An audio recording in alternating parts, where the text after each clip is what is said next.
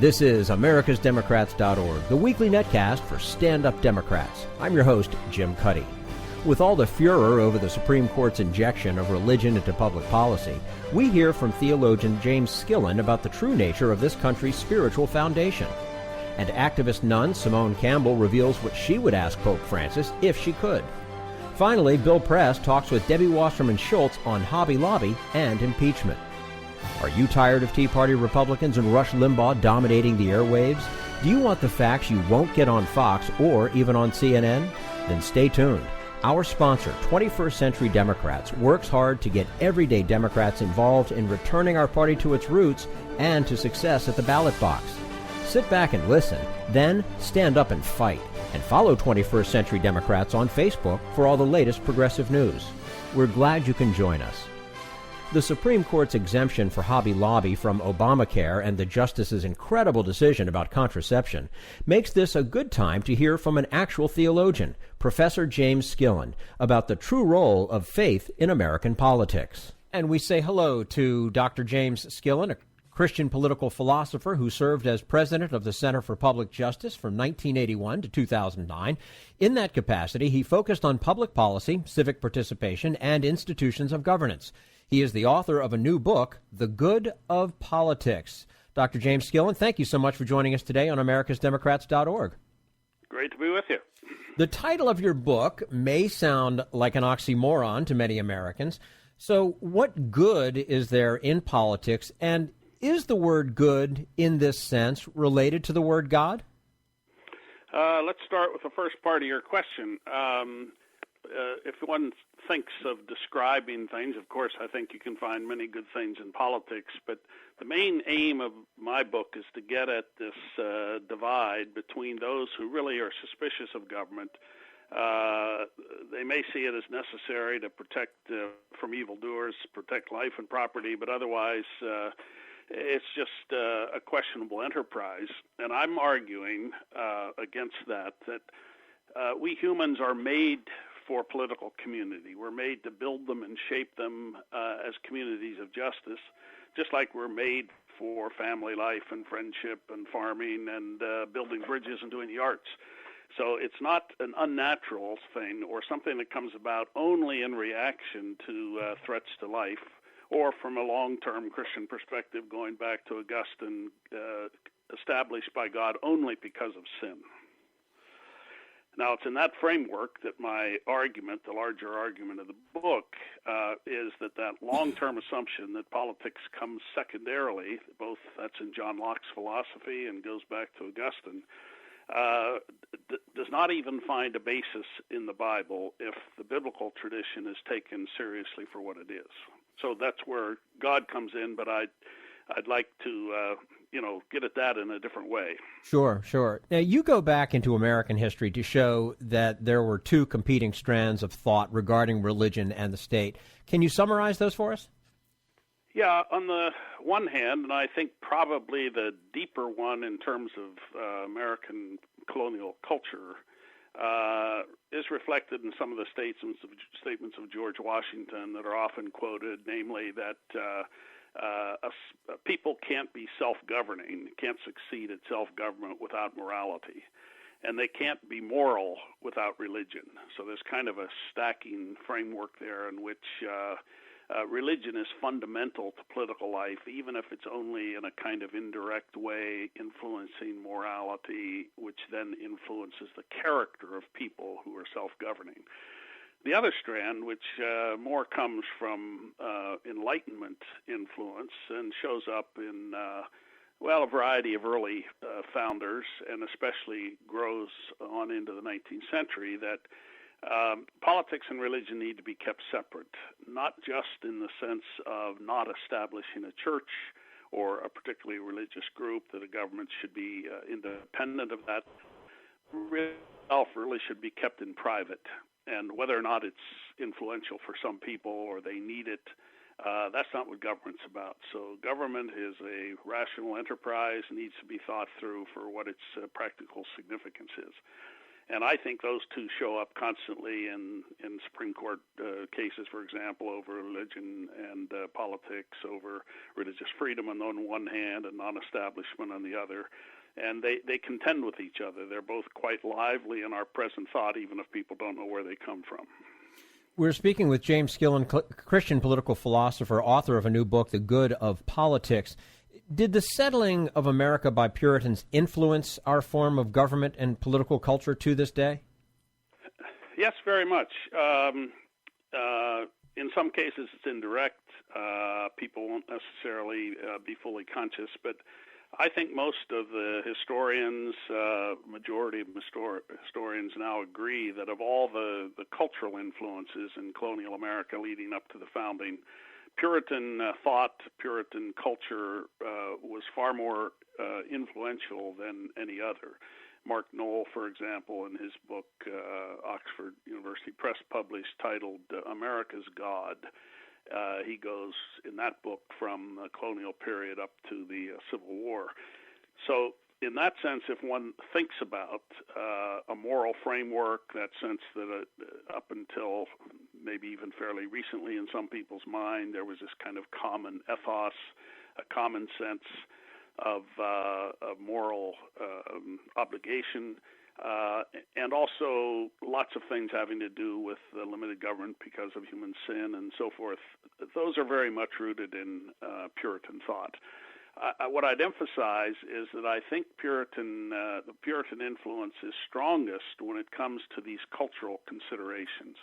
What kind of people, what kind of nation, an identity of what eventually comes to be more than a Puritan idea of America as a light to the nations, as a chosen nation. That kind of thing has its roots in Puritanism, even if by the time it takes hold in the nation as a whole, it's not at all connected to congregational church life in New England or something like that. Mm-hmm. Whereas, on the other hand, the actual questions about the structuring of government, political process, nature of constitutions, I think that's probably more influenced by John Locke and the traditional political thought that goes back to him.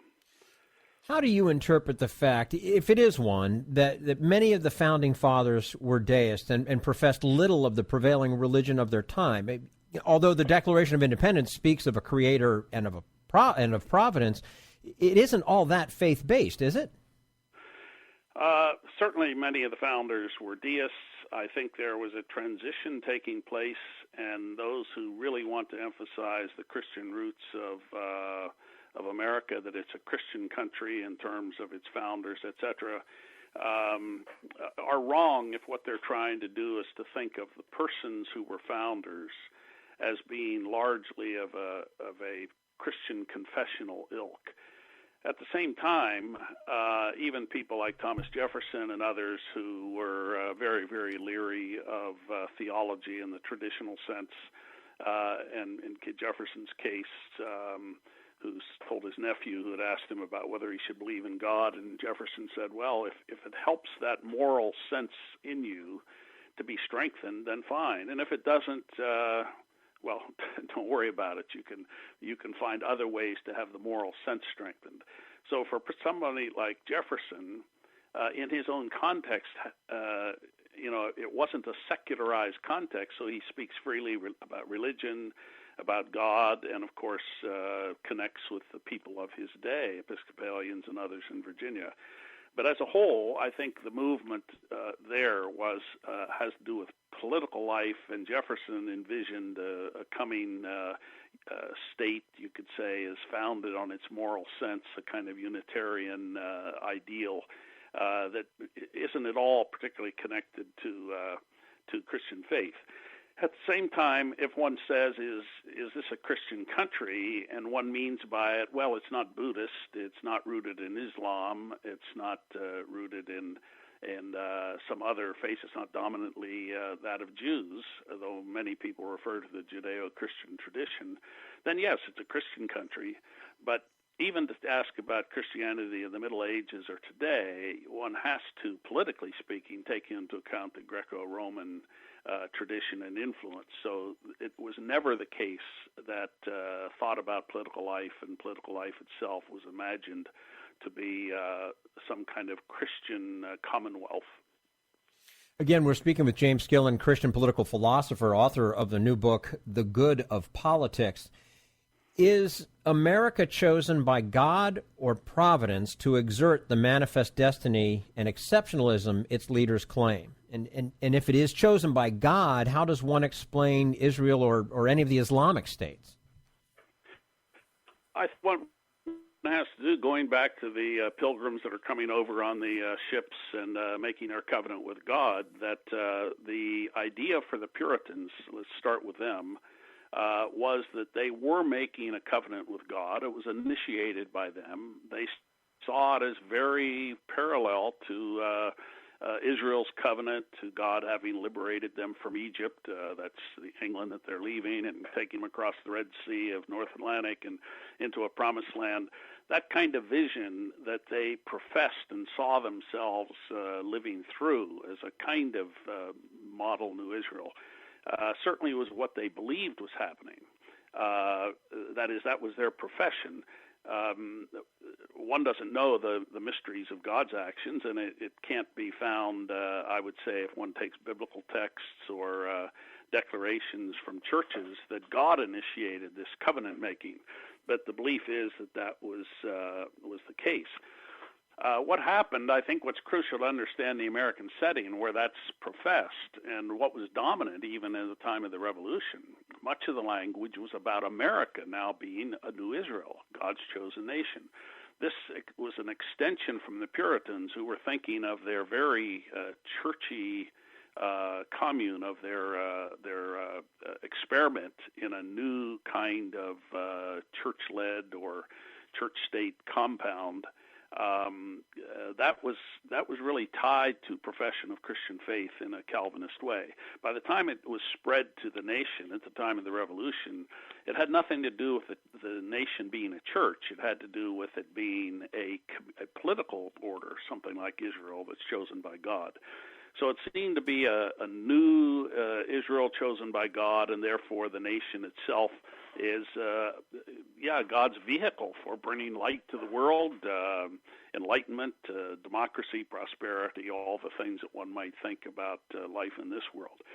But I think what you've raised about if that's true, if one takes that to be true, then what about Israel, which certainly the state of Israel today that lays claim to having some heritage in at least the claims of the land from ancient Israel, Islam, which certainly sees the growth of the Dar al-Islam, the territory under God's control as ordered by God.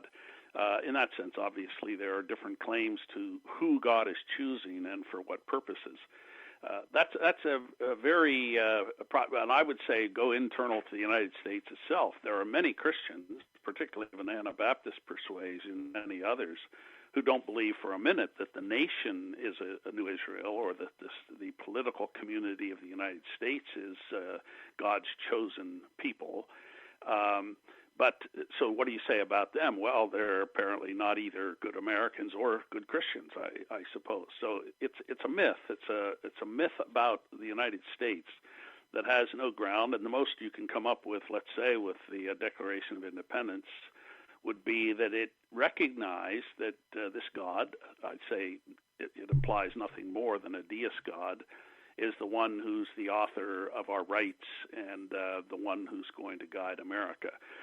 And by now, this language that I'm using right now was strong up through World War I and Woodrow Wilson era. The newspapers, everybody spoke like this.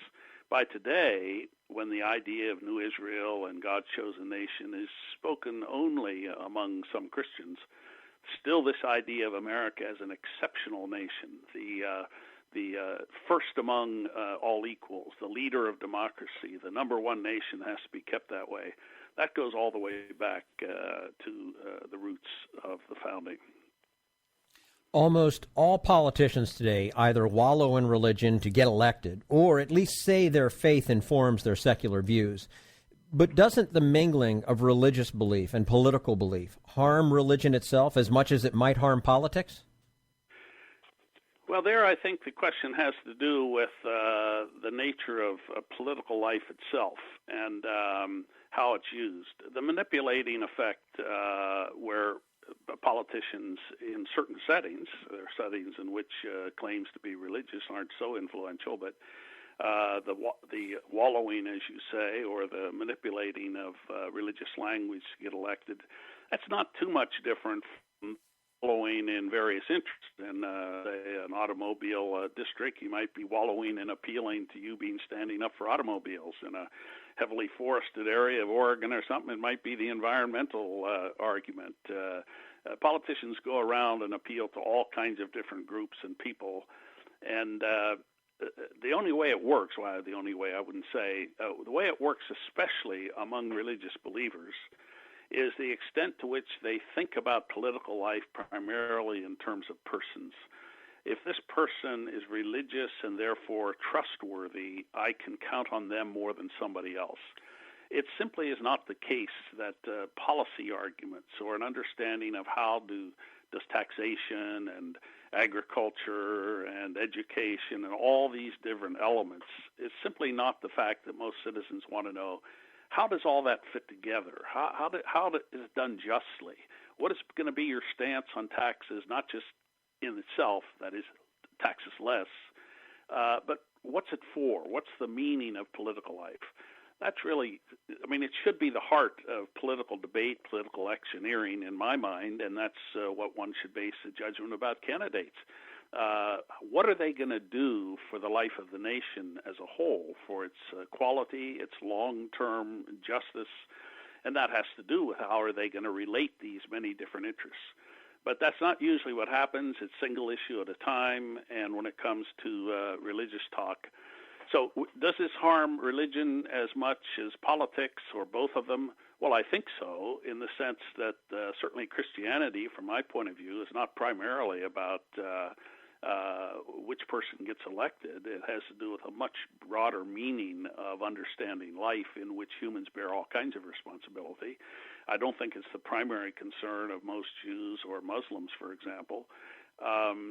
So if people are manipulated by this kind of political language, I don't think it helps them understand their faith any better than understanding politics. And insofar as we take for granted that that really is the meaning of electioneering, well, then we miss out on what a political debate and political causes really should be. Absolutely. James W. Skillen, Christian political philosopher. He is the author of a new book, The Good of Politics. Dr. Skillen, thank you so much for joining us today on americasdemocrats.org. We'd love to have you back again soon. Thank you. Good to be with you. All right. And this is americasdemocrats.org, the weekly netcast for Stand Up Democrats.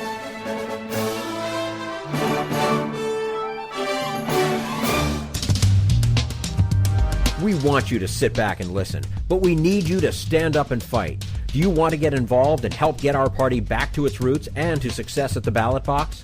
You can make your contribution to Democrats for America's Future and help us keep this show going and to elect Democrats who will stand up for democratic principles. Go to americasdemocrats.org and click on Donate at the top of the page. This is americasdemocrats.org, the weekly netcast for Stand Up Democrats. Sister Simone Campbell, who led the Nuns on the Bus campaign for economic justice, explains how faith can take us in many different political directions. And we'll talk to her about that in just a moment. Right now, we turn to Jim Hightower, America's #1 populist, for his Common Sense commentary.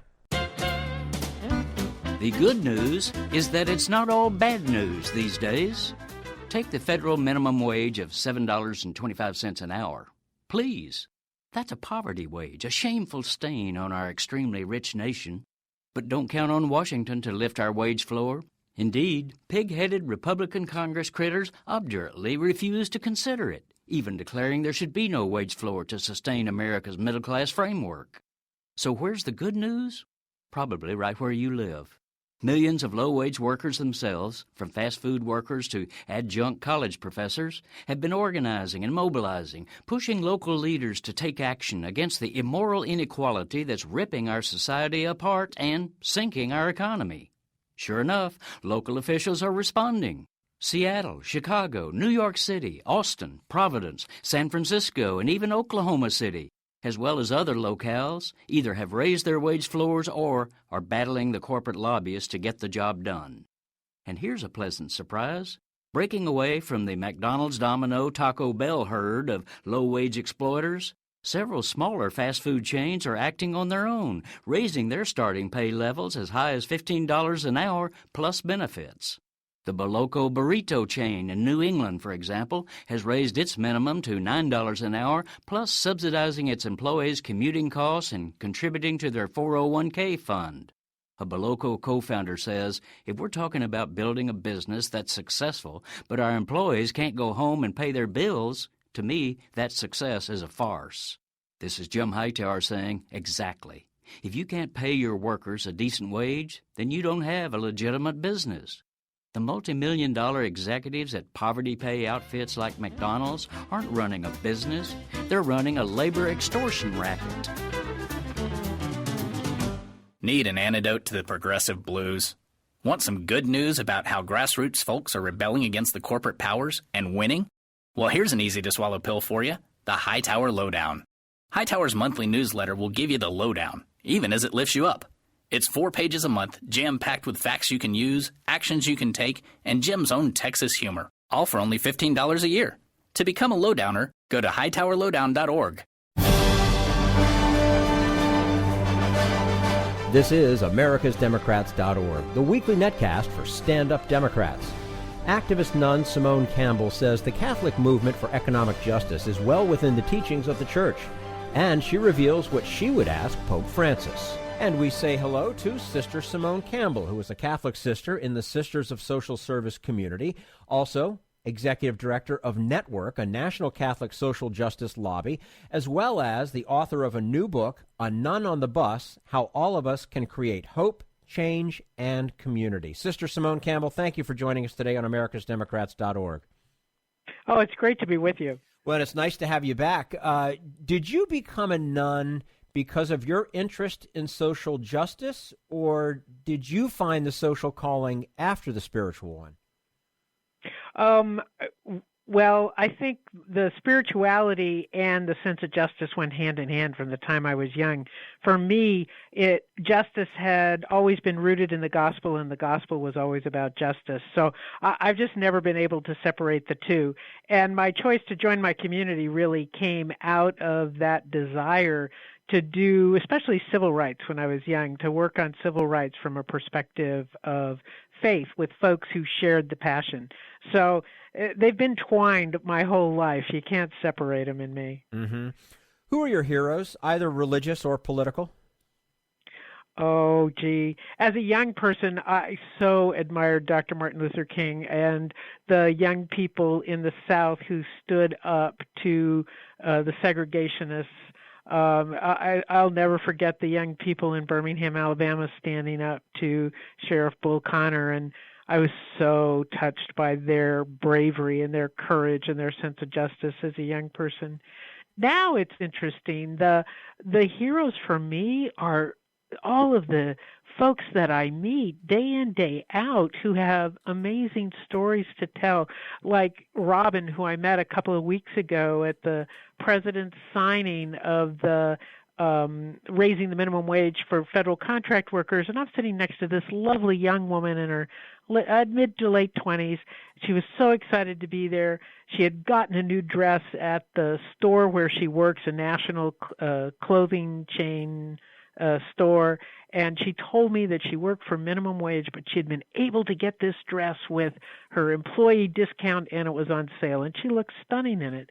And then after talking to her a while, she said, by looking at me, you'd never know that I have to live in a homeless shelter because I'm minimum wage. I can't afford rent in this area. Mm. And for me, Robin is a hero to me. I look up to her and to her struggle, and over I hear stories of folks who just inspire me deeply and keep me going. Mm-hmm. That's just such it's heart-wrenching and yet heartwarming at the same time to hear you tell that story.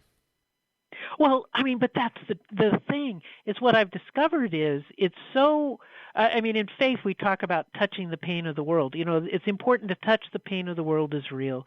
But what you do, you don't have to fix it. You don't have to do anything about it, but touch it. Let it enter me. And then what happens, I discovered, is my heart's broken open and I have more room for more people, but it also releases hope because then we're connected. That's the surprise of this. Mm-hmm. To avoid the pain of it, we hide from hope because we hide from our connectedness with each other. But to open up to it, whoa, it really is life-giving in so many ways. It's kind of surprising. Yeah. Now, let me ask you, how do you reconcile, you have progressive political views, so how do you reconcile that with what I believe to be a reality that there are a lot of Catholic bishops and some Catholic voters that are much more conservative? Oh, absolutely. Absolutely. That's true, to be said without fear of contradiction, as I say. But the fact is that where we disagree is politics. And what we know from our faith is that we allow our faith to shape our consciences and that we then apply our faith to the public square. And there's a variety of ways, apparently, to apply faith to the public square, to the issues of our time. There's different perspectives. And often, as Pope Francis is pointing out, it's often a difference of emphasis. Like the Vatican was upset that we weren't, here at Network, we weren't focusing on abortion and gay marriage. But that's not our mission. Our mission, we were founded 42 years ago for doing economic justice and to work for those who live at the economic margins of our society. So we're just following our mission, and that's our emphasis. Others do other pieces. But it is an interesting factor that one faith could take us in so many directions. It makes me wonder some days. Yeah, I'll bet, sure. What would you say are the key issues that you think Catholic voters and elected officials should be paying most attention to? Well, the one we're working hardest on in this period of time is immigration reform, closely followed by economic justice when it comes to things about the social safety net, about providing for the 100%, about raising the minimum wage, about providing a just wage for Robin so that she can, in fact, live in dignity. Those are the kinds of things that we're working on right now, and it is abundantly clear that Pope Francis's analysis of our economy is quite challenging, that trickle-down economics has never been proven and has never worked, and that we need to change that going forward. Going forward, that means then that we, the people of the United States, have some hard work to do to reshape our economy so that it benefits the 100%. It's not the 1%, it's not the 99%, but it's all of us. We all need to work together to make this change. So we're engaged in policy on the Hill, but we also did a really fun thing for April 15th this year that we're going to do next year too, is Taxpayer Pride Day. Reclaim our taxes. Our taxes do some fabulous work that we ought to be proud of. And we're trying to get people to see the positive side of investing in our society. So it's kind of a different take on things. Yeah, I like the sound of that. We're speaking with Sister Simone Campbell, Executive Director of Network, a National Catholic Social Justice Lobby. Also, she's the author of a new book, A Nun on the Bus, How All of Us Can Create Hope, Change, and Community. Sister, have you felt pressure from the church hierarchy to moderate or perhaps even stay silent on some of your views? Actually, no. What happens is that the hierarchy has issued various statements about us, but they never talk to us. So I figure that as they'll talk to us if I'm really being that problematic. But the fact is that we're well within the teachings of the Church. We're actually quite closely aligned with Pope Francis at this point, and but the gift of it is, the irony is, in democracy, I think our bishops don't quite get this. In democracy, when there's controversy, it draws the spotlight to it. And so we've been able to lift up our story of struggling for people at the margins of our society in a way that had never happened before. So I like to think the Holy Spirit's alive and well and making mischief. It's hard. It's painful.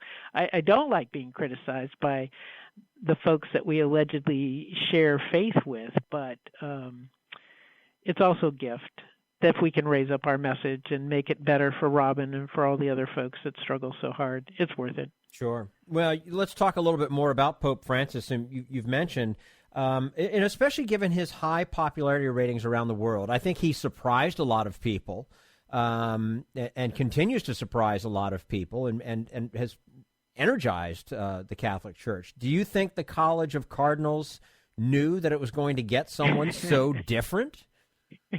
Well, it does make you wonder, doesn't it? I have a hunch that he may even be surprising himself.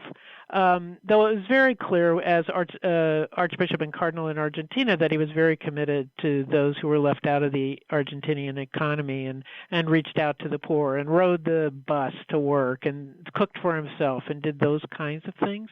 But I think what is so refreshing is his curiosity and his interest in learning, that it is not a closed social system for him, that it's about understanding and opening ourselves up to understand more is the key forward.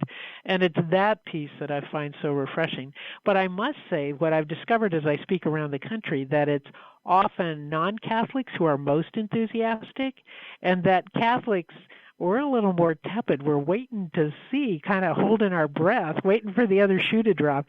There has been a fair amount of pain within our church over the last couple of decades, and so people are not as eager to jump in wholeheartedly enthusiastic. In fact, one woman criticized me last week for just being entirely too enthusiastic before we had enough proof about how good Pope Francis is. So It is a joy to have his leadership, his witness, but most of all, his curiosity. That's the part that gives me hope that we can change. So if you could have an audience with the Pope, and perhaps he's listening to our netcast. Wouldn't that be cool? Wouldn't that be something? then I want to be really careful with what I say. Spanish. But, yeah, well, right. But what would you like to tell him? What would you like to talk to him about? Well, I think the first thing is I would really want to make sure that he's being nourished in his work and that he has places of refreshment and renewal, because his leadership is really important to us. And then I'd like to talk to him about what does he see as a new economy? How does he see us moving forward? And finally, I think I'd be really curious to know, because he's a scientist, he was a chemistry teacher, has an advanced degree in chemistry. How do you see all of these scientific discoveries, and how is faith being nurtured and grown with all these new discoveries? It would be an exciting conversation, I think, to ask him that. It would be fascinating to sit down and talk to him with just about anything, I would think. Well, that's true. Yeah, that is true. Even just hearing who has touched him the most of all the people that he's met. I mean, because he's meeting thousands and thousands, and I'm sure people are touching his heart all the time. I'd love to hear his view of their stories. Wouldn't that be enriching? Oh, absolutely. Yeah, it would be fascinating. Sister Simone Campbell is the Executive Director of Network, National Catholic Social Justice Lobby. She is the author of a new book, A Nun on the Bus, How All of Us Can Create Hope, Change, and Community. Sister, as always, we appreciate your time with us today on americasdemocrats.org, and we look forward to having you back again soon. I love the idea. Thank you for this opportunity. And thank you. And this is americasdemocrats.org, the weekly netcast for Stand Up Democrats.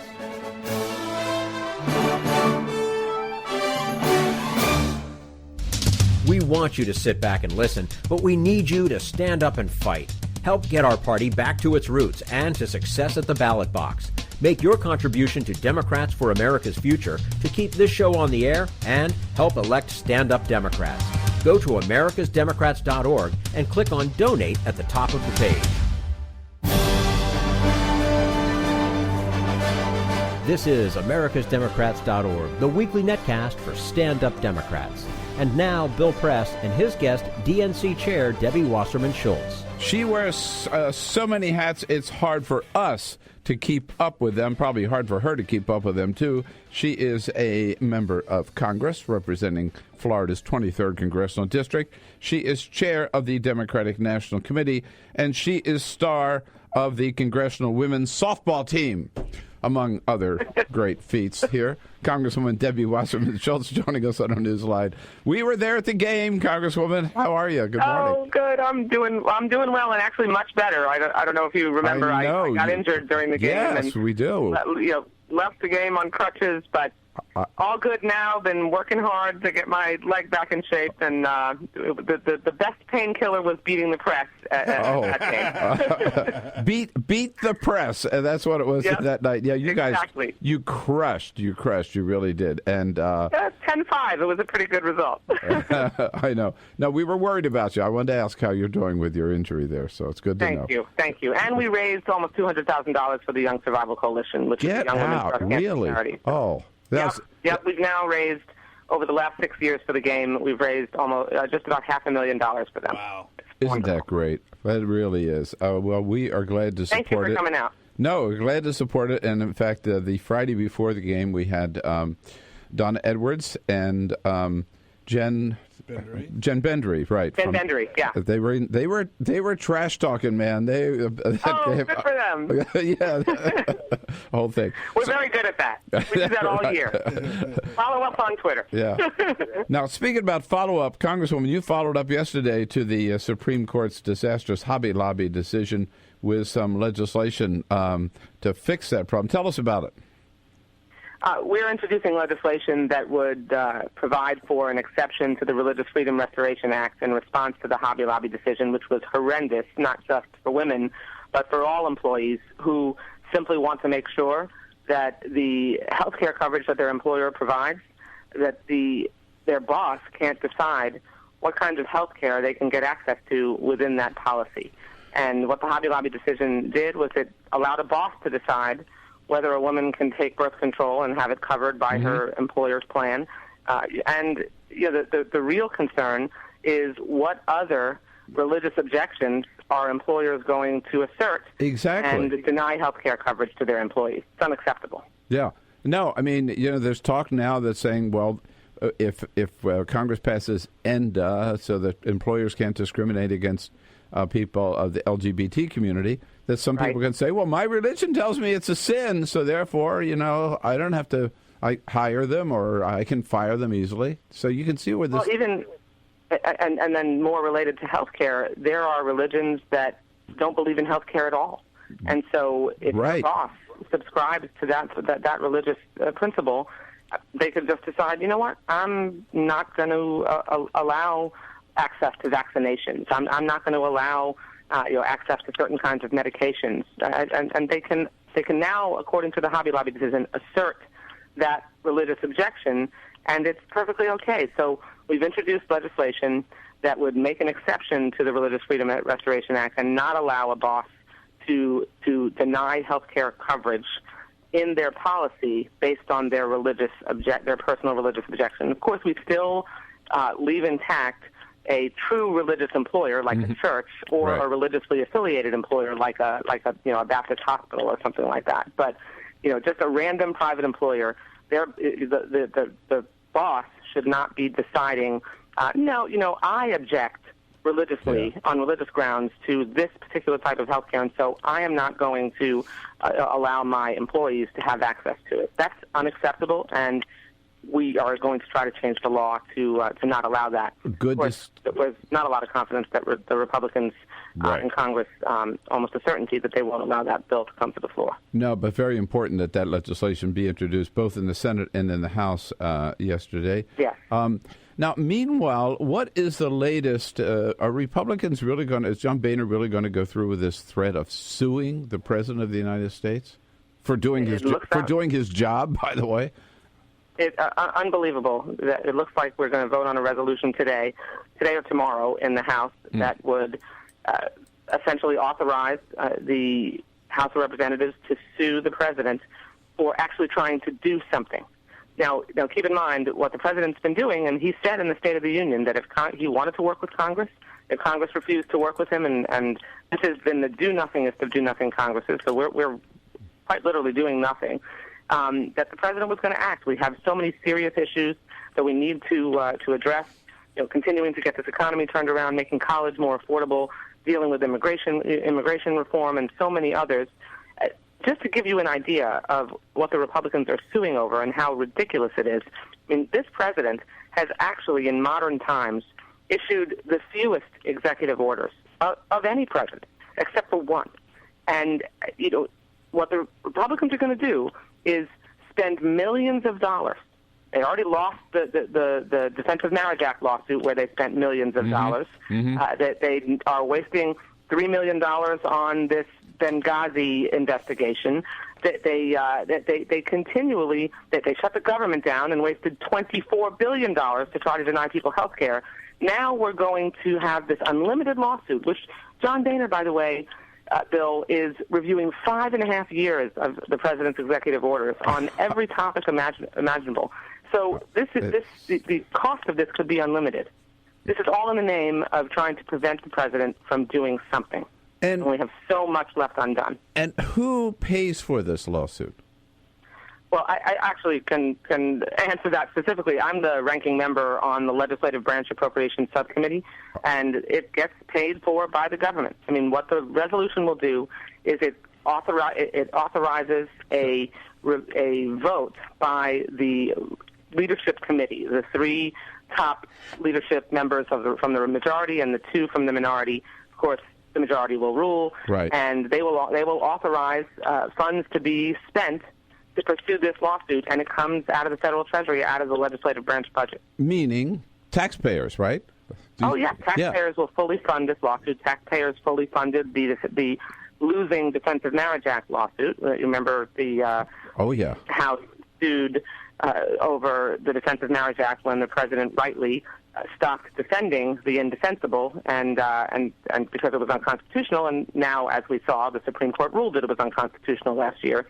So we're gonna travel down the rabbit hole again, waste millions of dollars suing the president for doing something that is clearly within his constitutional responsibility and within his right, and that the American people want, because all they want us to do is work together. We just need to sit down and work things through and solve the nation's problems together. What I don't get about this, Congresswoman, you're the nation's top Democrat. I'm a Democrat. I don't make any bones about it. But I can't see why this is good for the Republican Party. Well, there's a reason that John Boehner is getting criticized from his right wing. The Tea Partiers, what's scary about it is that they are calling him a chicken because what they really want him to do is pursue impeachment. What this is about is that John Boehner is trying to stave off his right flank, because he knows that if he doesn't do something like this and take some kind of action, that he's not going to be able to withstand the pressure that is coming from a lot of the right on impeachment. And there's a number of his own caucus members that are pushing for that. This is just unbelievable. What Republicans have done since President Obama was elected is do everything they could to obstruct him from being able to get things done for the country. From day one. Now, I want to ask you to put your other hat on for just a second. We found out this week that the Republicans are going to Cleveland, Ohio, for their convention in June. Where are the Democrats going to gather? Our schedule, our timetable is quite a bit different than the Republicans. So we just heard 2 weeks ago from the 6 cities that are vying to host the Democratic National Convention. We'll be doing site visits over the next couple of months through the beginning of September, and our technical advisory committee will make a recommendation to me, and I will make a decision on the host city by the end of this year or early in 2015. Oh, I see. Not until then, huh? So it'll be right. And this idea of the Republicans holding their convention in June, that's the earliest that I remember any national convention.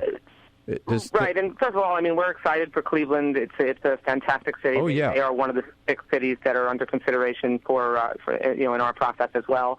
But my counterpart at the RNC, Reince Priebus, seems very focused on that the reason Mitt Romney lost is because they didn't have their convention early enough, and he didn't get a nomination early enough.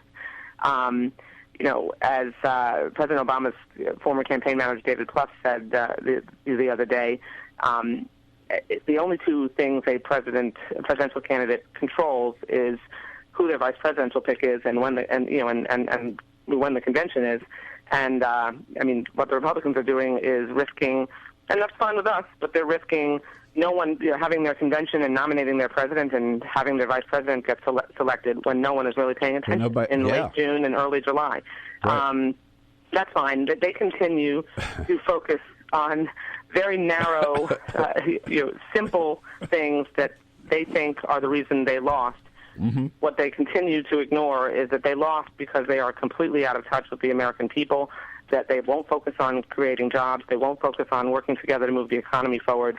They're obsessed with these extremist policies and continue to do things like sue the president for doing his job, shut the government down to deny people health care, investigate Benghazi, which has been exhaustively investigated, rather than work together to try to solve our nation's problems. Mitt Romney was wrong on all the issues that American people cared about at the time, and that's why he's not president of the United States. All right. Congresswoman Deborah Wasserman Schultz, so good of you to take some time for us this morning. Thank you, Bill. Thanks for your great work on many fronts.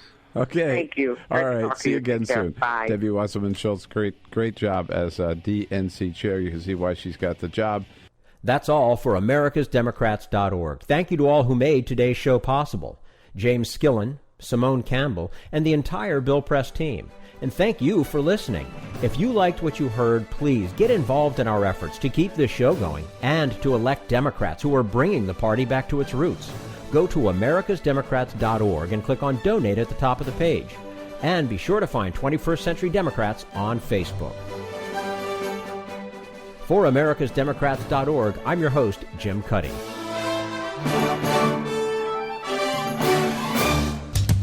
We want you to sit back and listen, but we need you to stand up and fight. Join us, support the show, and help elect Democrats who will stand up for democratic principles with your contribution today. Go to americasdemocrats.org and click on Donate.